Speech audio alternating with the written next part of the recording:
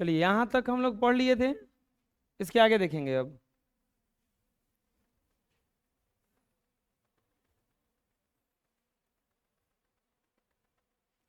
इसके आगे है, आप नीचे लिखी बातों में से कौन सी बातों को समता के अधिकार का हनन मानेंगे, चर्चा करें।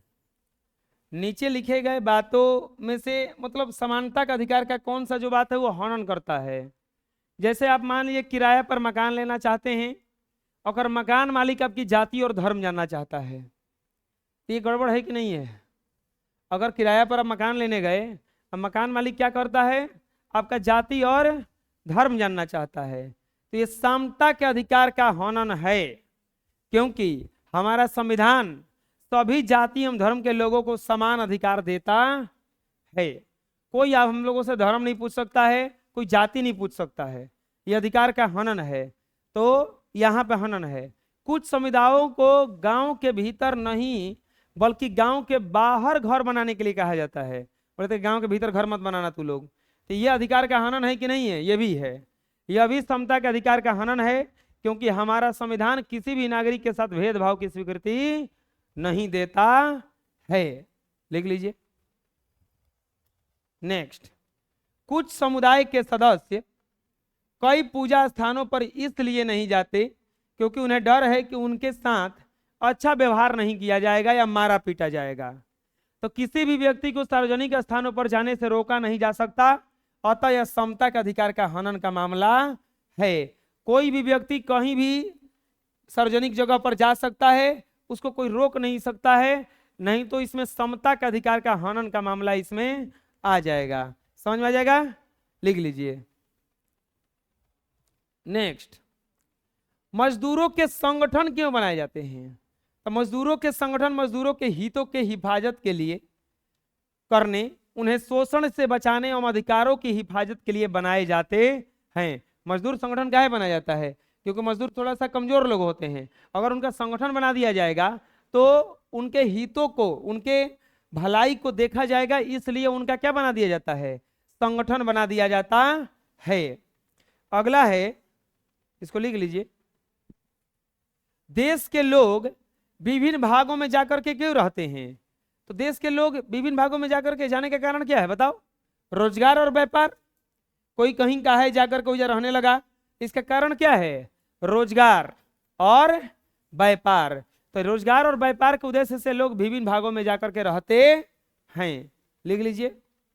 नेक्स्ट, लोग बंधुआ मजदूर क्यों बनते हैं। बंधुआ मजदूर किसको कहा जाता है, कि आपको बस उसी का काम करना है, जब कहेगा तब कुछ काम करना होगा। तो जब कोई व्यक्ति किसी कारणवश किसी महाजन से सूद पर कर्ज ले लेता है और इसे चुकाने में वह असमर्थ हो जाता है, तो वह उस महाजन का बंधुआ मजदूर बन जाता है। ऐसी स्थिति में उसे अपना पारिश्रमिक पाने का अधिकार भी नहीं होता है। अगर बंधुआ मजदूर कोई बन गया तो दास जैसा बन जाता है, और दास को वेतन भी नहीं मिलता है। तो बंधुआ मजदूर को वेतन भी नहीं दिया जाता है, क्योंकि वो उसी में कटेगा, जो पैसा वो लिया था सूद का उसी में कटेगा। तो कोई भी व्यक्ति किसी कारणवश यदि महाजन से सूद ले लेता है और देने में अगर असमर्थ हो जाएगा, तो उस स्थिति में उसको क्या बनना पड़ेगा, अब बंधुआ मजदूर बनना पड़ेगा। समझ में आ जाएगा, लिख लीजिए। नेक्स्ट, किस परिस्थिति में किसी धार्मिक समुदाय की स्वतंत्रता पर सरकार कानून बनाकर रोक लगा सकती है। मतलब किसी धार्मिक समुदाय की स्वतंत्रता पर सरकार कानून बनाकर रोक लगा सकती है, यदि किसी धार्मिक समुदाय की रीति रिवाज या प्रथा अमानवीय हो या उससे अन्य व्यक्ति या समुदाय को खतरा हो, तो उसे समाज में शांति भंग होने का खतरा हो, तो ऐसी परिस्थिति में सरकार कानून बनाकर किसी धार्मिक समुदाय की स्वतंत्रता को सीमित कर सकती है। मान लीजिए कुछ ऐसा एक्टिविटी होने लगे जिसके कारण वो अगल बगल भंग हो जाएगा, जैसे गाय को काटना, तो किसी धर्म में उसको सही माना गया है, लेकिन किसी धर्म में उसको क्या माना गया है, गलत माना गया है। जैसे हिंदू लोग उसको पूजा करते हैं तो उसको काटना मना है, तो ये कानून बना है बीफ कानून, जिसमें आप उसको काट नहीं पाइएगा, काट दीजिएगा तो आप पर केस लग जाएगा। तो ये इससे क्या है, क्या है लगा, यही चीज कर रहा है कि अगर किसी किसी परिस्थिति में अगर वो ऐसा स्थिति है कि हम कुछ भी करेंगे जिससे पूरा समुदाय खिसिया जाए, तो उस स्थिति में उस पर रोक लगाया जा सकता है कि नहीं तुमको ये काम नहीं करना है। समझ में आ जाएगा, लिख लीजिए। जैसे अभी कुछ दिन पहले ही दुर्गा पूजा के विसर्जन में डीजे को रोक दिया गया कि डीजे नहीं बजेगा। तो डीजे नहीं बजेगा तो क्यों रोका गया ऐसा, क्योंकि उससे हो सकता है कि किसी समुदाय को दिक्कत हो, शांति भंग हो जाए। तो शांति भंग हो जाए तो इससे रोक दिया गया कि नहीं तुमको ये डीजे नहीं बजाना है, चुपचाप चलो, नहीं तो झगड़ा हो जाएगा छुट्टों का। गरीबी के कारण कम मजदूरी पर काम करने के लिए मजबूर होने और बेगार में क्या अंतर है? गरीबी के कारण कम मजदूरी पर काम करने वाले मजदूर को कम पारिश्रमिक मिलता है, जबकि बेगार पर काम करने वाले को वह भी नसीब नहीं होता है। मालिक की इच्छा से उसे खाना, कपड़ा तथा कभी कभी कुछ पैसे मिल जाते हैं। एक होता है नौकरी, एक होता है बेकारी, बेगारी तो ना, बेगारी का रेल बड़का। बेगारी का मतलब होता है कि आप हमारा काम कीजिए, हमको जो बुझाया वो आपको दे दिए। लेकिन कम मजदूरी का मतलब क्या हुआ कि रेट चल रहा है 500 रुपया, हम बोले कि नहीं हम तुमको 300 में कराएंगे, तो 300 हम देंगे उसको। लेकिन बेगारी क्या होगा कि तुम आके काम करो, पैसा के लिए पूछना मत करना, लास्ट में तुमको हम 10 रुपए देके भेज दिए, हाँ जाओ। तो इसी को कहा जाता है बेगारी। कम मजदूरी और बेगारी में बहुत बड़ा अंतर है। कम मजदूरी में कम से कम मजदूरी मांगने का अधिकार है, बेगारी में वो भी मांगने का भी अधिकार नहीं है। काम कीजिए और घरे जाइए, लिख लीजिए।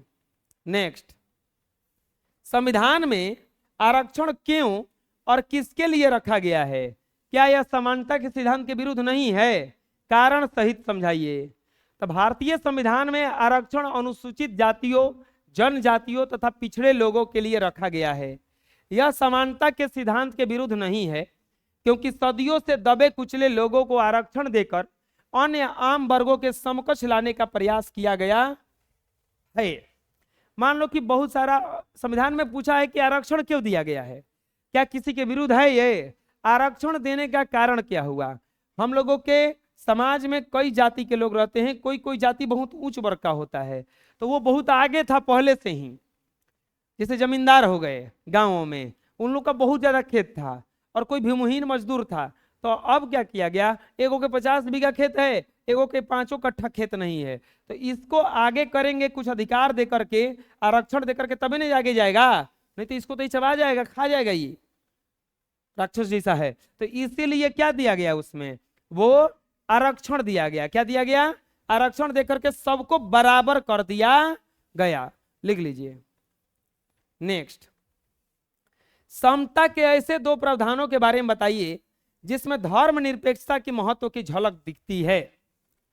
समता के निम्नलिखित में से दो प्रावधानों में धर्मनिरपेक्षता की महत्व की झलक दिखती है, कौन कौन सा है? कानून के अनुसार किसी व्यक्ति के साथ जाति, धर्म, लिंग या नस्ल के आधार पर भेदभाव नहीं किया जा सकता। कानून के अनुसार किसी व्यक्ति के जाति देख करके भेदभाव नहीं, धर्म, लिंग या नस्ल के आधार पर भेदभाव नहीं किया जा सकता। संविधान में छुआछूत के व्यवहार को दंडनीय अपराध माना गया है, अतः जाति के आधार पर किसी के साथ छुआछूत का व्यवहार नहीं किया जा सकता। बहुत सारा होता है कि छुआछूत चलता है कि ये आदमी, चाहे ये कोई नीच जाति का आया, कोई सामान छू दिया उसका, कोई वस्तु छू दिया, तो अब उसको मारा पीटा जाने लगता है, तू काहे छुआ है। तो छुआछूत का भेदभाव भी नहीं होना चाहिए। और दूसरा चीज, जाति, धर्म, लिंग या नस्ल के आधार पर किसी के साथ भेदभाव नहीं किया जा सकता है, लिख लीजिए। लेकिन ये भेदभाव चलता रहता है, ये कभी खत्म नहीं होने वाला है। अल्पसंख्यक को अपनी संस्कृति की शिक्षा प्रसार के लिए कौन कौन से अधिकार दिए गए हैं? अल्पसंख्यक को अपने शिक्षा और संस्कृति के प्रसार के लिए कौन कौन सा? तो अल्पसंख्यकों को अपनी शिक्षा और संस्कृति के प्रचार प्रसार के लिए निम्नलिखित अधिकार दिए गए हैं। क्या दिया गया है? सभी अल्पसंख्यकों को अपनी विचारधारा की शिक्षा संस्थाओं की स्थापना करने और उन्हें चलाने का अधिकार है। कोई भी अल्पसंख्यक है जो कम संख्या में है, उन लोगों को यह अधिकार दिया गया है कि वो अपना कोचिंग, अपना स्कूल, अपना संस्थान खोल सकता है। सभी अल्पसंख्यकों को अपनी संस्कृति और अपनी भाषा की रक्षा के लिए शैक्षणिक संस्थाएं स्थापित करने और उन्हें चलाने की आजादी है। सभी आवश्यक शर्तों को पूरी करने पर ऐसी संस्थाओं को सरकार मान्यता देती है एवं उन्हें अनुदान भी देती है। मतलब अगर कोई शैक्षणिक संस्थान है और सभी आवश्यक शर्त पूरा कर दिया, तो शर्त अगर पूरा कर दिया तो गवर्नमेंट उसको मान्यता दे देता है कि जाइए अब परमानेंट हो गए, आप हमेशा इसको चलाते रहिए। लिख लीजिए। नेक्स्ट, अल्पसंख्यकों को दिए गए संस्कृति व शिक्षा के अधिकार से धर्मनिरपेक्षता कैसे मजबूत होगी, उदाहरण देकर समझाइए। मान लो कि अल्पसंख्यक है, उन लोगों को पढ़ाने का भी अधिकार न दिया जाए, उन लोग का संस्कृति प्रचार करने का अधिकार न दिया जाए तो खत्म हो जाएंगे वो लोग। तो अल्पसंख्यकों को संस्कृति और शिक्षा का अधिकार देने से उनमें सुरक्षा की भावना जागृत होती है तथा वे भावनात्मक रूप से अपने देश के साथ जुड़ जाते हैं। इससे देश में शांति बनी रहती है तथा धर्मनिरपेक्षता मजबूत हो जाती है। अगर नहीं दिया जाएगा तो प्रचार प्रसार कैसे करेगा, फिर उन लोग का आबादी कैसे बढ़ेगा, ये भी दिक्कत है। लिख लीजिए। नेक्स्ट, अब आता है पाठ के अंतिम से कुछ प्रश्न उत्तर है। भारत में धर्मनिरपेक्षता की आवश्यकता क्यों है, अपने शब्दों में समझाइए। तो भारत जैसे विशाल देश में विभिन्न धर्मों के लोग रहते हैं, जिसमें हिंदू बहुसंख्यक, अन्य धर्मों के लोग अल्पसंख्यक हैं। यदि बहुसंख्यकों द्वारा अल्पसंख्यकों पर धार्मिक अत्याचार किया जाता है तो ऐसी स्थिति में दंगों की संभावना हो सकती है तथा देश में अस्थिरता की स्थिति पैदा हो सकती है। अतः देश की स्थिरता तथा शांति माहौल बनाए रखने के लिए भारत में धर्मनिरपेक्षता की आवश्यकता है। होता क्या है ना कि अगर धर्मनिरपेक्षता न रहा, सबसे ज्यादा ये हिंदू हैं, अगर यहाँ पे धर्मनिरपेक्ष न रखा जाए तो बाकी लोगों को क्या किया जाएगा, दबाया जाएगा, मारा जाएगा, पीटा जाएगा। तो इसीलिए यहाँ पे क्या बना दिया गया, धर्मनिरपेक्ष। कोई किसी को धर्म के आधार पर मार नहीं सकता है, डांट नहीं सकता है, दबा नहीं सकता है। इसलिए आवश्यकता है भारत में धर्मनिरपेक्षता की। लिख लीजिए। नेक्स्ट, धर्मनिरपेक्षता में मुख्य रूप से कौन कौन सी बातें शामिल हैं। तो धर्मनिरपेक्षता में मुख्य रूप से निम्नलिखित बातें शामिल हैं। क्या, राज्य के दृष्टि में सभी धर्म क्या हैं, समान हैं। अगर राज्य की दृष्टि में देखा जाए वो किसी भी धर्म का हो, सबके लिए बिल्कुल क्या है, वो समान है। सभी धर्म के लोगों को अपने धर्म का प्रचार प्रसार करने का समान अधिकार है। कोई भी धर्म का लोग हो, उनको प्रचार प्रसार करने के लिए रोका नहीं जा सकता है, वो बिल्कुल उनका अधिकार है। धार्मिक आधार पर किसी के साथ भेदभाव नहीं किया जाएगा। धार्मिक आधार पर किसी के साथ भेदभाव का मतलब क्या है, धर्म के देख करके उसको भेदभाव नहीं करना है। और धर्म समझ में आता है ना, जैसे हम लोग कौन से धर्म के, हिंदू धर्म के, कोई किस धर्म का है, मुस्लिम का, इसी को धर्म कहा जाता है। धार्मिक आधार पर किसी को परेशान नहीं किया जाएगा। किसी भी सरकारी कार्यालय में धार्मिक प्रतीक को नहीं रखा जाएगा। सभी धर्मों के लोगों को शिक्षा प्राप्त करने का समान अधिकार होगा। कोई भी धर्म हो, शिक्षा प्राप्त करने का सबको अधिकार है। ये सब बात धर्मनिरपेक्षता में लिखी गई है। लिख लीजिए। अरे ये सब बात संविधान में लिखा हुआ है। अगर संविधान ना रहता ना तो नेता लोग देश को बेच के खा जाते। अब से सही बता रहे हैं हम। ये संविधान है कि देश को बचा के रखा है। आपके विचार में भारत में धर्मनिरपेक्षता लागू करने के लिए कौन सा मौलिक अधिकार शामिल है और क्यों। तो धर्मनिरपेक्षता को लागू करने के लिए भारतीय संविधान के अनुच्छेद 25 से 28 तक व्यवस्था की गई है। यह व्यवस्था इसलिए की गई है ताकि देश का कोई भी व्यक्ति किसी भी धर्म का स्वीकार कर सके, उसका प्रचार प्रसार कर सके। प्रत्येक अल्पसंख्यक समुदाय अपनी संस्कृति की रक्षा एवं विकास के लिए शैक्षणिक संस्थान की स्थापना कर सकता है। इससे देश में सांप्रदायिकता, सौहार्द बना रहता है, रहेगा और शांतिपूर्ण माहौल में देश का विकास हो सकेगा। होता क्या है ना, धर्मनिरपेक्षता को लागू करने के लिए भारत के संविधान में अनुच्छेद 25 से 28 तक सब बात लिखा गया है कि क्या, कौन, कैसे धर्म के आधार पर किसी के साथ भेदभाव होगा कि नहीं होगा। अब एक बात और लिखा गया है कि कोई भी व्यक्ति भारत का अगर हो, अगर वो अपना धर्म छोड़ करके दूसरा धर्म अपनाना चाहता है तो तुरंत ही अपना सकता है, उसको कोई दिक्कत नहीं है। बना लीजिए।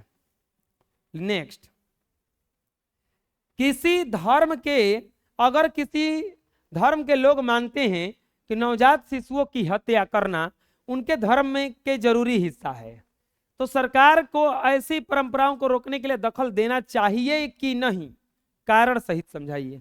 मान लो कोनो धर्म का है, वो बोल रहा है कि नवजात शिशुओं को हत्या करना हम लोग का धर्म है, तो बताइए सरकार को उसको रोकना चाहिए कि नहीं रोकना चाहिए? रोकना चाहिए। नवजात शिशुओं की हत्या करना किसी धर्म का जरूरी हिस्सा हो तो ऐसी परंपराओं को रोकने के लिए सरकार को दखल देना चाहिए। क्यों? भारतीय संविधान किसी भी धर्म के लोगों को धार्मिक स्वतंत्रता का अधिकार प्रदान करता है, लेकिन धर्म के नाम पर और मानवीय कृत्य का अधिकार किसी को प्राप्त नहीं है। यह बोला है कि आप धर्म के लिए स्वतंत्र हैं, लेकिन यह नहीं है कि किसी का हत्या करने के लिए आप स्वतंत्र हैं अपने धर्म के नाम पर, कि हम लोग का धर्म में ये बलि देना है, आदमी का बलि देना है, तो फांसी भी लटका दिया जाएगा, दे दिया तो अधिकार नहीं है।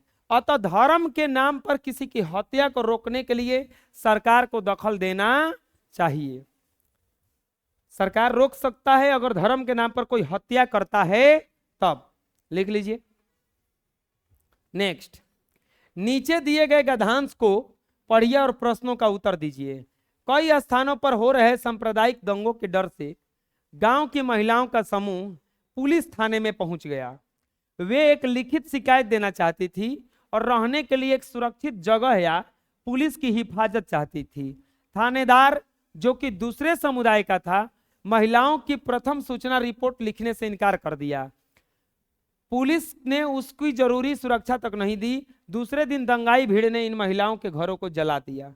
हुआ क्या था कि झगड़ा हुआ था दो धर्मों के बीच में, तो पहुंच गया लोग थाना में। थाना में जाकर के पुलिस ने बोला कि हम लोगों को सुरक्षा दीजिए और हमारा रिपोर्ट लिखिए, FIR लिखिए, प्रथम है ना, प्रथम सूचना रिपोर्ट तो लिखिए। तो वो जो थानेदार वो दूसरे धर्म का था, जो लोग मार रहे थे ना उसी धर्म का वो भी था। उन्होंने FIR लिखा और न ही उन लोगों को सुरक्षा दिया। अगले दिन क्या हुआ? दंगाई भीड़ ने इन महिलाओं के घरों को क्या कर दिया? जला दिया। चल लिखिए इतना। अब क्या हुआ? पहला प्रश्न बनता है यहां से, थानेदार ने धर्मनिरपेक्षता के मूल्य का पालन किया कि नहीं? अपने शब्दों में लिखिए। बताइए तो आप लोग किया कि नहीं किया? नहीं किया।